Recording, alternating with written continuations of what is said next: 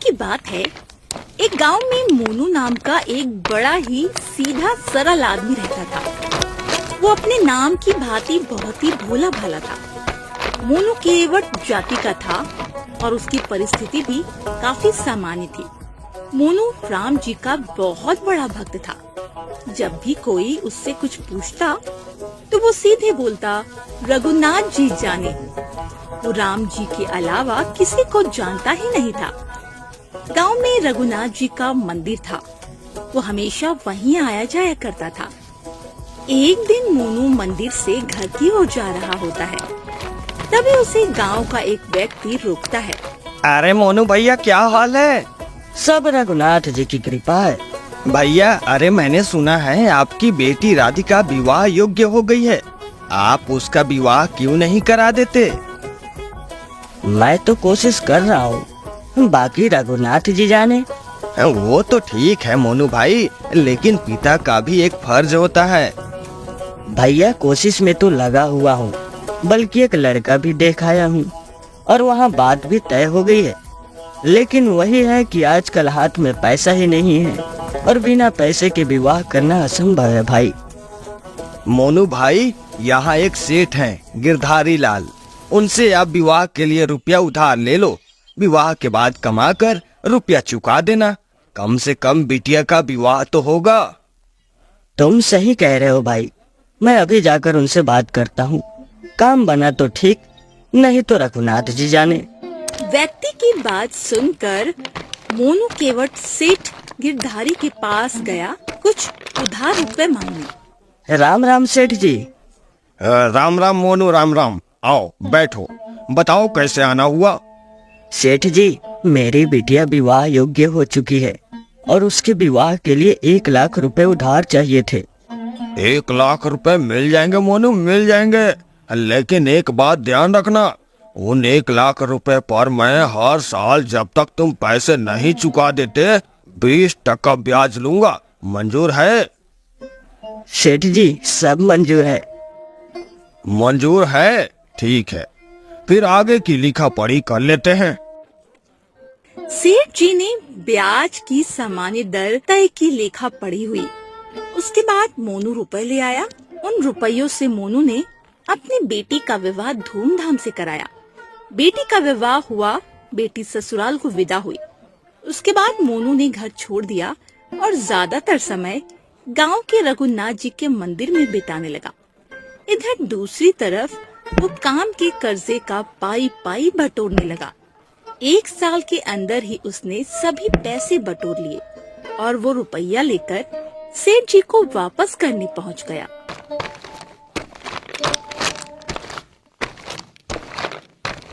सेठ जी, राम सेठ जी, यह लीजिए आपके पैसे 20 ब्याज के साथ, जैसा आपने बोला था। अरे वाह मोनू, तुमने तो पैसा समय से पहले चुका दिया।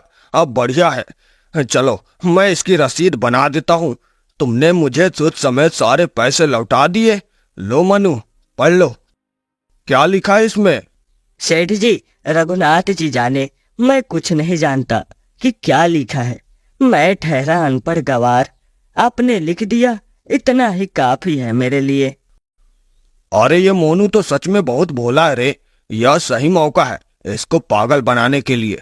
मोनू, एक काम करो, यह कागज हमें दे दो और तुम जाकर मेरे लिए जरा पानी लेकर आओ। सेठ के बाद मान मोनू पानी लेने गया तो सेठ ने वो रसीद अपने पास ही रख ली और उसकी जगह एक कागज पर कुछ ऐसे ही लिखकर केवट को दे दिया। केवट कागज लेकर मंदिर आ गया।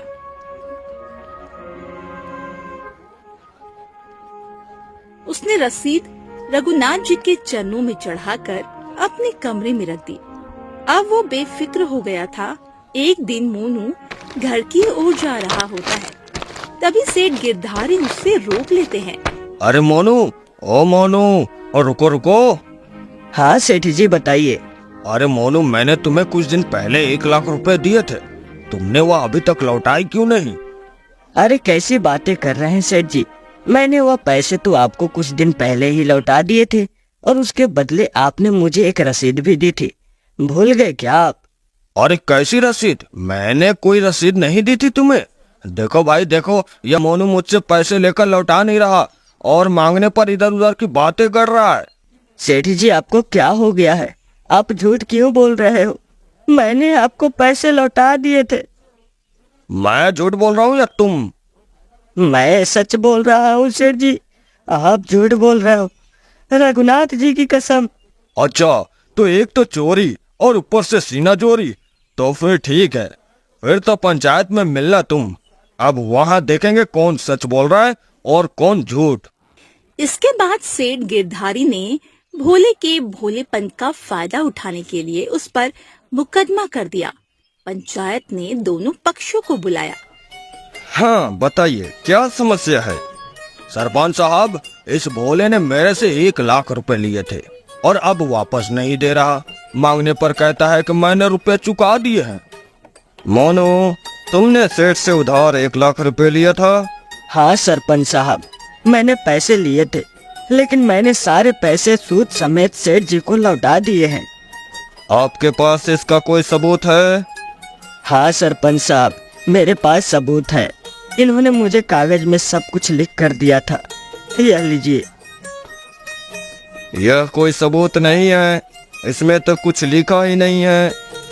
सरपंच साहब, मैं झूठ नहीं बोल रहा हूँ, मैं सच बोल रहा हूँ सरपंच साहब। मैंने इनको सारे पैसे लौटा दिए थे। इसके बदले में इन्होंने मुझे इसी कागज पर सब कुछ लिख के दिया था। ठीक है भाई, रो मत। तुमने जब सेठ जी को रुपए दिया था तो क्या तुम्हारे और सेठ जी के बीच में कोई तीसरा था? सत्य कहता हूँ सरपंच साहब, मैंने जब सेठ जी को रुपए दिए थे तो मेरे और सेठ जी के बीच में रघुनाथ जी के अलावा कोई तीसरा नहीं था सरपंच साहब। ठीक है, तुम जाओ और अगली सुबह आना। लगता है रघुनाथ कोई गांव का व्यक्ति है जो इन दोनों के लेन देन में शामिल था। सरपंच साहब ने सोचा रघुनाथ कोई केवट के गांव का रहने वाला आदमी होगा। उन्होंने अपने खर्चे से रघुनाथ के नाम पर समन जारी कर दिया। चपरासी पूरे गांव में समन लिए घूमा, लेकिन उस गांव में रघुनाथ नाम का कोई आदमी ही नहीं था। चपरासी परेशान हो गया। इसी दौरान उसे एक व्यक्ति मिला। अरे भैया जरा रुको, इस गांव में रघुनाथ नाम का कोई व्यक्ति रहता है क्या? इस गांव में तो रघुनाथ नाम का तो कोई नहीं है। हाँ, लेकिन वहाँ गांव के भीतर रघुनाथ जी का एक मंदिर है, आप वहाँ देख लेना एक बार। अच्छा तो चलो वहीं जाकर पता करता हूँ। चपरासी समन लेकर जैसे तैसे रघुनाथ जी के मंदिर पहुँच। चपरासी ने देखा मंदिर में तो कोई भी नहीं है। हे भगवान, यहाँ भी कोई नहीं है। एक काम करता हूँ, यह सामान राम जी के चरणों में रख देता हूँ, बाकी अब भगवान जाने। चपरासी समन रघुनाथ जी के चरणों में रखकर चल देता है। अगली सुबह आई तो सब न्यायालय पहुँचे। कल हमने एक सामान रघुनाथ जी को भिजवाया था। रघुनाथ जी आए हो तो उपस्थित हो। सरपंच बिना जाने रघुनाथ जी के नाम की आवाज लगवाने लगे। रघुनाथ जी हाजिर हो। तभी एक बूढ़ा आदमी धीरे धीरे चलता हुआ आया। उस बूढ़े आदमी को देख मोनू हाथ जोड़े खड़ा हो गया, क्योंकि वो समझ गया था वो बूढ़ा व्यक्ति और कोई नहीं, स्वयं राम जी हैं। आप ही रघुनाथ जी हैं? जी हाँ सरपंच साहब, वैसे तो मेरे अनेकों नाम हैं, उनमें से एक रघुनाथ भी है। तो बताइए, जब मोनू ने सेठ जी को पैसे दिए तब आप वहाँ थे? जी हाँ सरपंच साहब, मैं वही था। इसका कोई प्रमाण? हाँ प्रमाण है, मैं बताता हूँ आपको। गिरधारी सेठ की अलमारी में 4 नंबर बही खाते की एक रसीद पड़ी है, आप वो रसीद मंगवा ले, उसमें सब साफ साफ लिखा है। ये सुन साहूकार सन्न रह गया। सरपंच ने चपरासी को साहूकार के घर भेजा। चपरासी साहूकार के घर गया और वो रसीद ले आया। सरपंच साहब ने जब वो रसीद पढ़ी तो उसमें सब साफ साफ लिखा हुआ था। सरपंच साहब ने सेठ को दोषी पाया, उसे सजा दी और मोनू को बरी कर दिया। ये सब होने के बाद गवाह के भेष में आए राम जी भी वहां से चले गए। अब सरपंच साहब ने मोनू को अलग से बुलाकर पूछा, मोनू, क्या यह रघुनाथ जी तुम्हारे गांव में रहते हैं? मैंने बहुत से गवाह देखे, पर जैसा रोमांच मुझे इन्हें देखकर हुआ वैसे कभी नहीं हुआ। हाँ सरपंच साहब, रघुनाथ जी वही है जिनका मेरे गांव में मंदिर है। क्या इन्होंने मंदिर बनवाया है? लेकिन वेशभूषा से लगता नहीं है कि इनके पास इतना धन होगा। साहब, मंदिर उन्होंने नहीं बनवाया, बल्कि साहब यह वह है जो मंदिर में विराजते हैं। क्या? मैं समझा नहीं। सरपंच साहब, यह स्वयं रघुनाथ भगवान है और मैंने इन्हीं की बात की थी, और आज यह मुझे बचाने के लिए एक बुजुर्ग व्यक्ति का भेष बदलकर अदालत में आए और मेरे लिए गवाही दी। आज मुझसे बड़ी भूल हो गई। मेरे आगे भगवान खड़े रहे और मैं बैठा रहा। सरपंच साहब को ये सोचकर बहुत पीड़ा हुई। उन्होंने अपना पद त्याग और वृंदावन में आकर बस गया। तो दोस्तों, कैसी लगी कहानी? अगर अच्छी लगी हो तो चैनल को सब्सक्राइब करें, वीडियो को लाइक जरूर करें, और हाँ, अगर आप अपने नाम का कहानी बनवाना चाहते हैं तो नाम और उम्र कमेंट करें। जय श्री राम। मेरी मृत्यु 1 साल पहले हो चुकी है। इतना कहते ही मोहित अपना असली रूप में आ जाता है और कहने लगता है,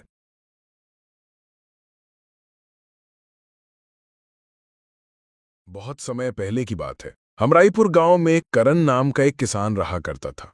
वो बहुत गरीब था। उसके माता पिता बचपन में ही छोड़कर चले गए थे, इसीलिए वो अकेला पड़ गया था। उसके पास घर के अलावा सिर्फ एक छोटा सा जमीन का टुकड़ा था जिसमें वो खेती किया करता था।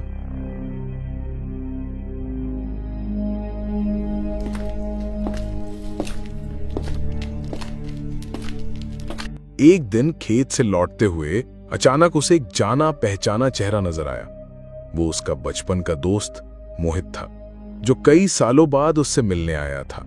अरे मोहित, तुम यहाँ इतने दिनों बाद? पहले बैठने को नहीं कहोगे?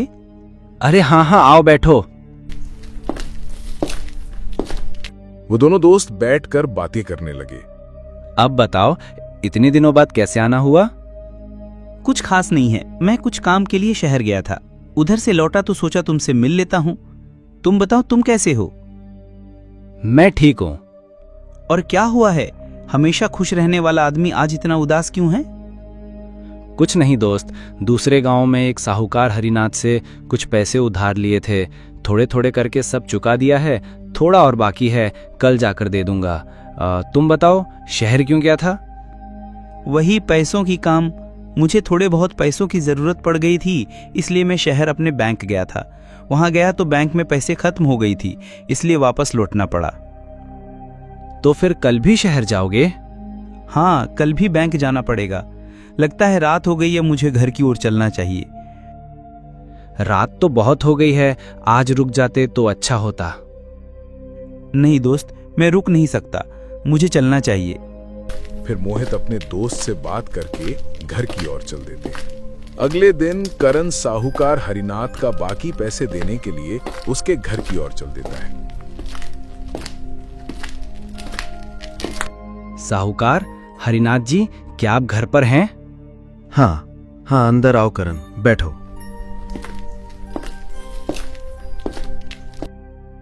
तो करण, मेरे बाकी के पैसे कब लौटाओगे? वही देने आया हूं साहूकार हरिनाथ जी। तो अच्छी बात है, आज सुबह ही मुझे पैसों की जरूरत पड़ गई थी। ठीक हुआ जो तुम देने आ गए, नहीं तो मुझे बैंक जाना पड़ता। तभी करण साहूकार हरिनाथ जी को बाकी के पैसे दे देता है। तो साहूकार हरिनाथ जी, मैंने सारे पैसे आपको चुका दिया है। हाँ करण, तुम सारे पैसे अब चुका दिए हो?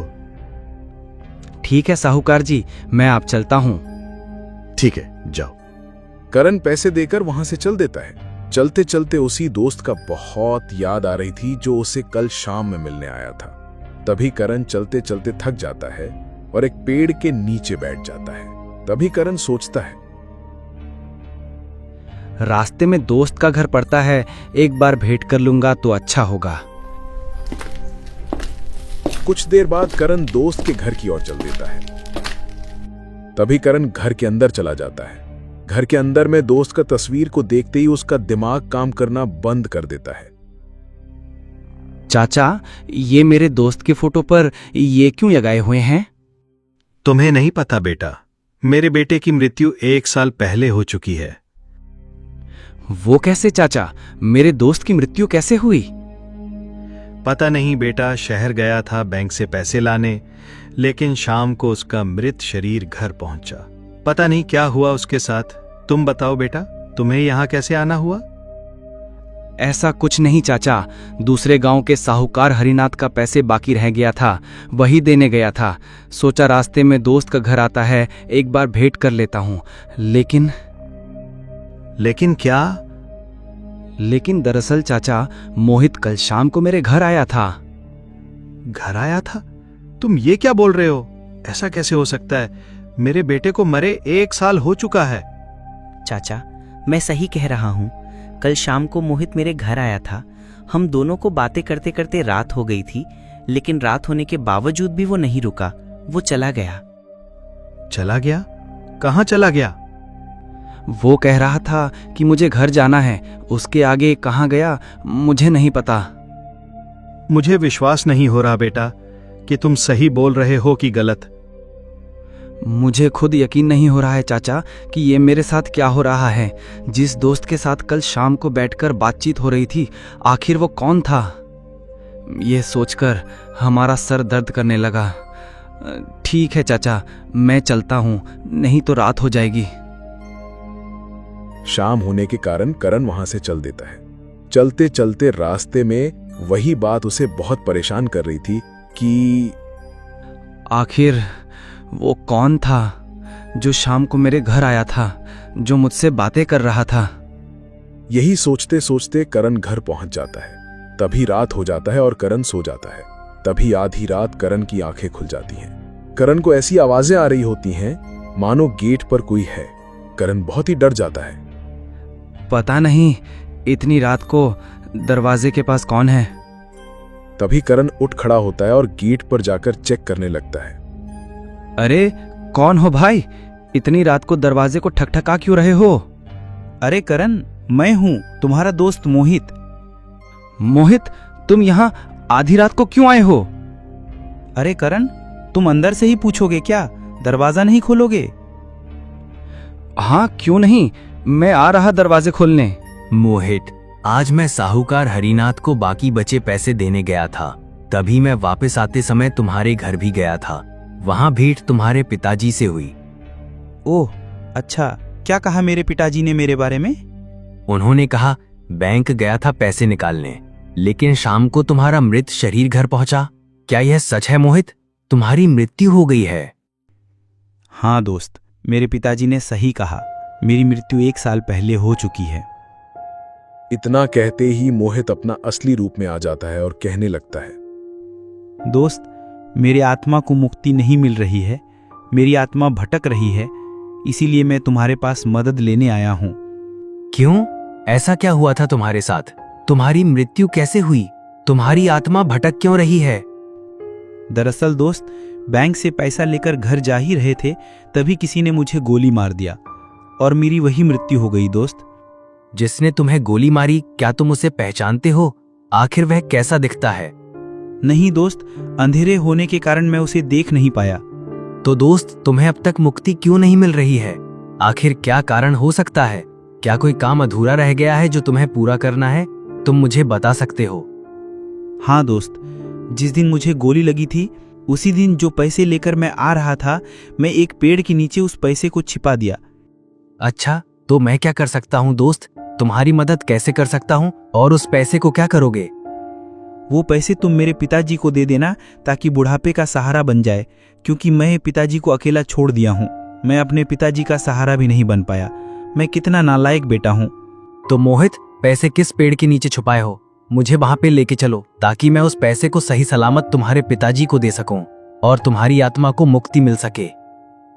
करण उस भूत के साथ पैसे निकालने चल देता है। चलते चलते वो दोनों दोस्त आपस में बात करने लगता है। तभी मोहित करण से पूछता है, मेरे दोस्त, इतनी रात को डर भी लग रहा है। इसी तरह बात करते करते ये दोनों दोस्त उस पेड़ के पास पहुंच जाता है जिस पेड़ के पास पैसे छुपाया है। दोस्त, उस रात इसी पेड़ के नीचे पैसे छुपाए थे जिस दिन मुझे गोली लगी थी। तुम इसी जगह कुदाल से खोदना शुरू कर दो।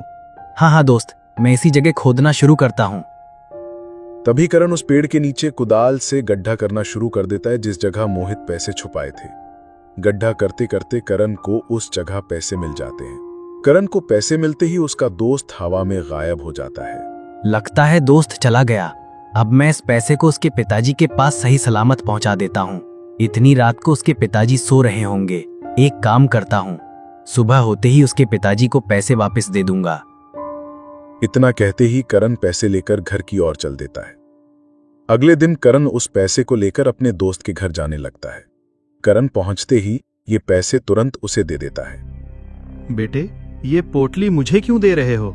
क्या है इस पोटली में जो इतनी सुबह सुबह मुझे देने आ गया हो? चाचा, इस पोटली में पैसे हैं जो मुझे आपको देने के लिए कहा गया है। किसने कहा बेटा ये पोटली मुझे देने के लिए? आपके बेटे ने। दरअसल चाचा, मोहित उस रात पैसे को एक पेड़ के नीचे छुपा दिया था। उसकी आत्मा काफी दिनों से भटक रही थी। ये पैसे देते ही वह गायब हो गया। इतना सुनते ही मानो उसके पिताजी की आंखों में आंसू आ गया हो।